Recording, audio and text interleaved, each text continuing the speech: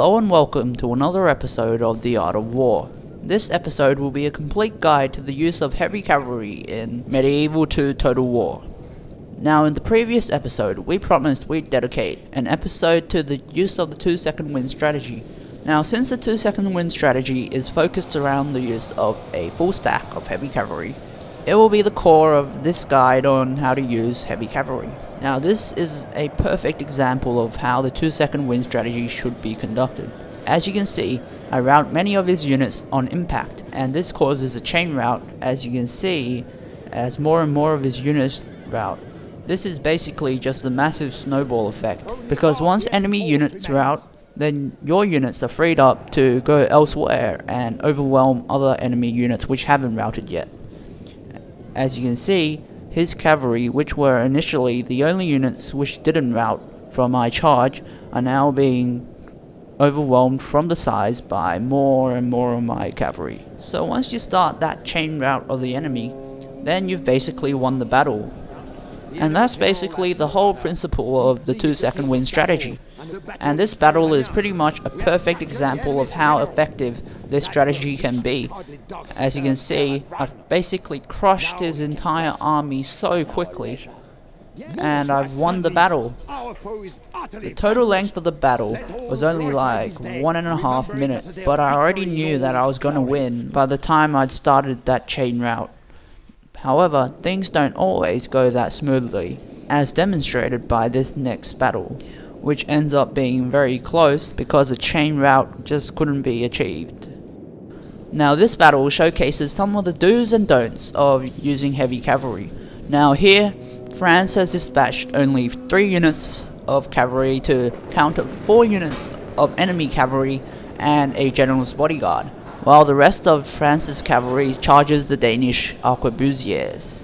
Now of course, the cavalry smashes these gunmen, but as you can see, over on the French left, the Danish have routed most of the French cavalry, and this has cost France a few of his units, which is of course never good. Meanwhile, the rest of the French cavalry is mopping up the remains of the Danish arquebusiers, but here, as you can see, the Danish cavalry can now come back around to fight more French cavalry.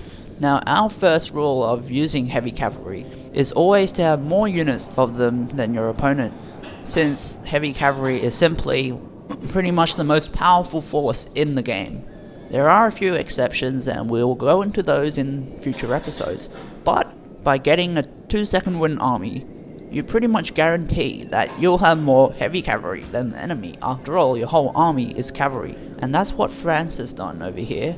But by allowing itself to be outnumbered in the initial cav-on-cav battle, France has made a critical mistake, and now they'll have to send extra units to mop up the Danish cavalry. But that's where getting a 2-second wind army comes in handy, because you'll always win the cav battle even if you make a few mistakes. And winning the cavalry engagement is crucial in any Medieval 2 Total War battle, because the cavalry are simply so useful. They are the game winners. And here, the French finally mop up the Danish cavalry, which they should have accomplished at the start, by simply dispatching a few more units over to the left and taking out all the Danish cavalry right at the start. Now once you win the cavalry engagement, you are most of the way there to winning the whole battle. Taking out the enemy general is always helpful, of course. Now there is one final obstacle to victory for the French, and that's this Danish pentagon of halberds and sword-staff militia. Now the only thing you really need to be afraid of when you're using heavy cavalry is enemy elephants, stakes and pikes. If that were a pentagon of pikemen, then you'd be in trouble. Now it took quite a while to reposition the French cavalry, and so we skipped a small segment of time, but here we've got the French almost in position now, and there's some Danish cavalry in the distance which has come back from routing. And the French are about to make another mistake, because they should really take care of the Danish cavalry right now, just send all the French cavalry units to just wipe it out, but instead they attacked the Danish Pentagon. And now the Danish cavalry can come and sneak from behind and really harass the French cavalry. In any battle, it's always a good idea to get rid of the enemy cavalry as quickly as you can, because they can just be such a nuisance later on. And here the Danish cavalry comes and takes the French cavalry from behind, which are already engaged with the Danish infantry. But the French do have scattered reserves of cavalry lying around.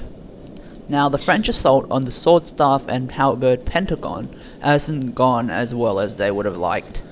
The Pentagon is holding out quite nicely against the cavalry, and the cavalry are getting, well, beaten, as you can see by the amount of bodies lying around.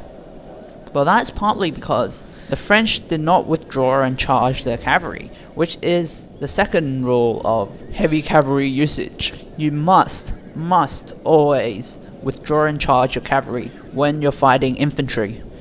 The battle advisor tells you that in single player battles, and it's probably the only piece of advice that you really need to take to heart from the battle advisor. A unit of heavy cavalry will beat any infantry unit, except possibly a pike unit, by withdrawing and charging.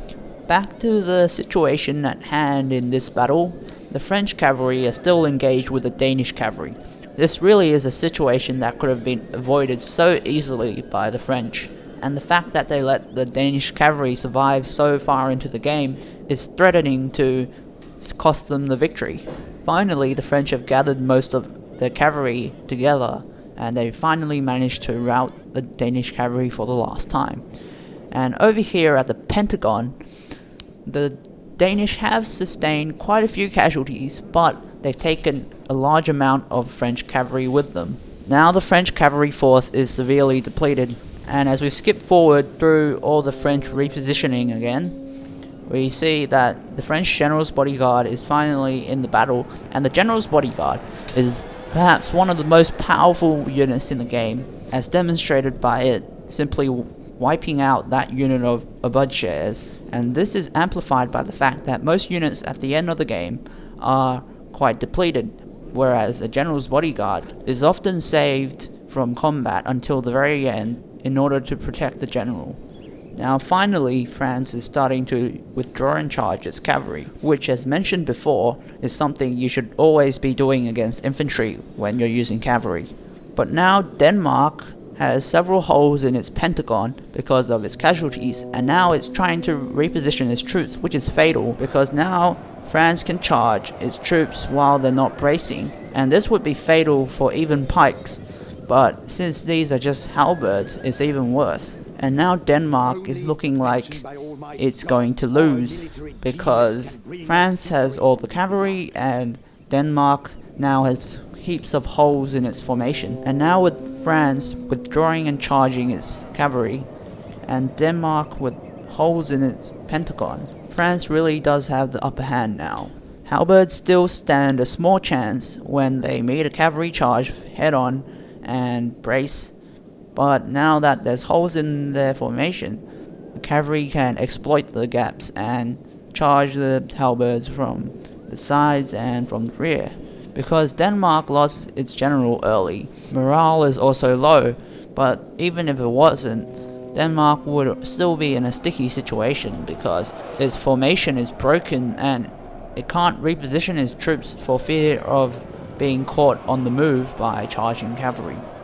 And now the French cavalry simply keep withdrawing and charging against the rear and the sides of the Danish infantry. In this type of situation, cavalry will simply crush infantry, especially if they can catch them from the rear, as you can see here. Now Denmark is really out of options with regards to what it's going to do with its infantry. It can't reposition them because if they get caught on the move, they'll be crushed. It can't just leave them because the French will simply charge them from the rear and from the sides. So now Denmark resorts to its last tactic, and that's just to charge. Countercharge the cavalry in the hope of inflicting as many casualties as possible. But of course, infantry can never match cavalry charge against charge, and that's why cavalry is so much better than infantry, because no matter how little cavalry you have left, if you are facing enemy infantry, you have the initiative, because you can withdraw and charge your cavalry at your leisure, since you can run faster than infantry. And here Denmark admits defeat. Now France probably made more mistakes in terms of battle tactics, but the choice of units saved the day for them because cavalry is simply so powerful. If you like this video, give us a thumbs up, favorite the video, and subscribe to our channel.